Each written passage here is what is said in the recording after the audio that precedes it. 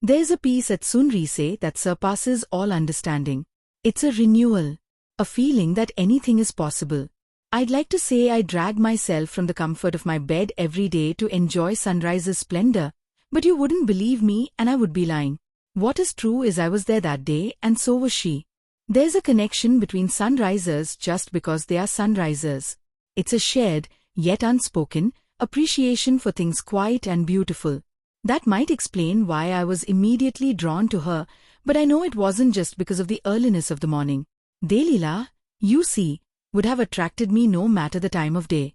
The first time I saw her I was sitting there, at my favorite secret spot, overlooking Lake Quinault. It's a hidden gem in Washington state owned by the Quinault Indian Nation and, before that day, if I had my way, no one would ever sit and admire its beauty other than me. The lake, a destination point for fishermen, swimmers, and sightseers, is nature at its most spectacular. It is located deep in the Olympic National Forest. It isn't easy to find, even if you're looking for it. Once discovered, even the most magnanimous outdoorsmen will keep the secret to themselves. In an era where, too often, free time is wasted in front of a flat-screen TV, Lake Quinault is a reminder of the reasons for taking vacations, and the Sunrise over the lake is God's definition of must-see. That particular trip occurred in early summer. I remember it vividly because I had to be in place just after 5 a.m. to catch the sun as it appeared over the mountain. Summer is the best time to watch the Sunrise because no one in their right mind would be up early enough, nor would be hardy enough to make the journey to my secret spot. No one except me and Delila. Is this seat taken? Not many people can remember the first words spoken by or to the love of their life, but I absolutely can. That morning, as I turned to see from where the unexpected voice was coming, the first light of dawn revealed the most beautiful girl I had ever seen. Not all men might have thought so. Delila wore no makeup, a pair of ripped jeans, and a faded brown hoodie. Her hair, perfectly auburn, looked as if it hadn't been touched since she rolled out of bed that morning. It was obvious she had made no effort to look beautiful, and yet she had an inner spark that couldn't be hidden. Not by tattered jeans or a faded hoodie. Something changed that first moment I saw her. I changed. I had spent years guarding my secret spot, and now, surprisingly, unexpectedly, delightfully, I wanted nothing more than to share my Sunrise with her.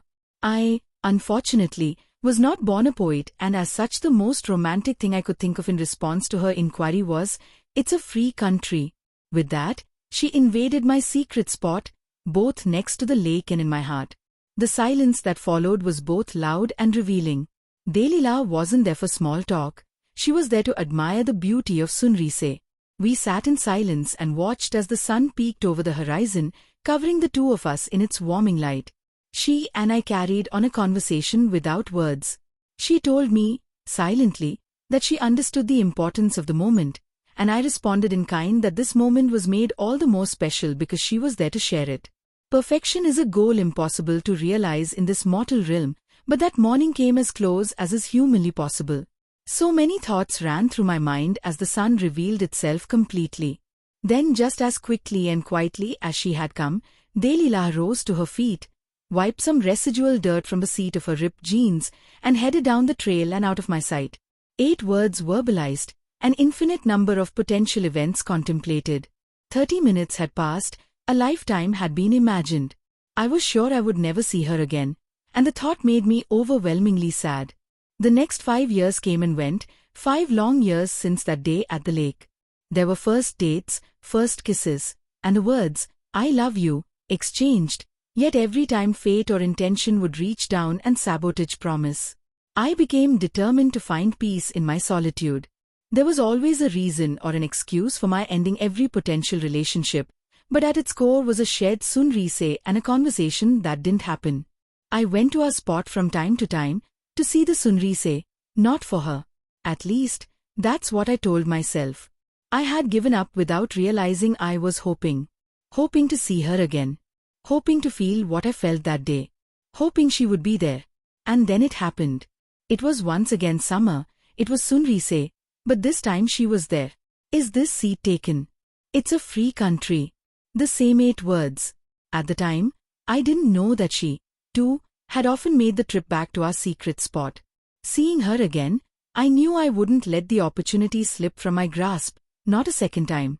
When the sun had completed its part in our play, Delila rose to her feet and wiped the dirt from her jeans exactly as she had done 5 years earlier.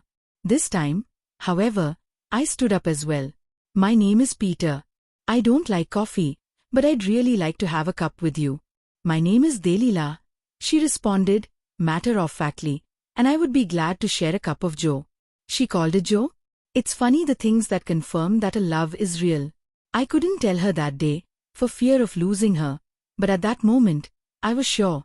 I had said, I love you, to others before, but it was obvious to me that I had lied. For in that moment, I was finally sure what love felt like. Lifetimes are only lifetimes when viewed in reverse. A cup of coffee became a dinner date. A dinner date became a commitment. A commitment became a proposal, and a proposal became forever. There were kids and dogs and vacations, but more than anything, there were trips to Lake Quinault. Always at Sunrise. Always just the two of us. Never any words spoken.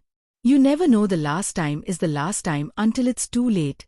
The final trip we took to Lake Quinault was like all the rest. It took a little longer for tired, old bones to make the trek, but we found our spot, sat together, and conversed in silence. The sun, unaffected by time, rose as perfectly as always, but Delila rose only with my help. Would you like to share a cup of joe? She knew I did. She knew sitting next to her pretending to like coffee was my greatest pleasure. She also knew she would never come back to see another Sunrise, even though I was too stubborn to admit it to myself. That day in the cafe, we told stories of family and friends, living and lost, as we sipped on what had eventually become our favorite beverage. We made a mental scorecard of our life and realized we had won. 2 days later I lost her. Just like that first day at the lake, I watched her as she left me alone, this time without even the hope of returning. The sadness I felt from years back flooded over me like a tidal wave. I'll save a seat for you. Those were her last words to me. True to myself, I replied, it's a free country. Then, she was gone. One day, hopefully soon, I will watch the Sunrise with my Delila again, only from a far better secret place. Until then, I only go to our special spot at night. I'm never alone when I go there. I make my way to our clearing and sit down just as I did all those years ago. As the moon reflects off the lake, I feel her comforting hand reach down for me, and in the silence only we understand, I hear her very clearly.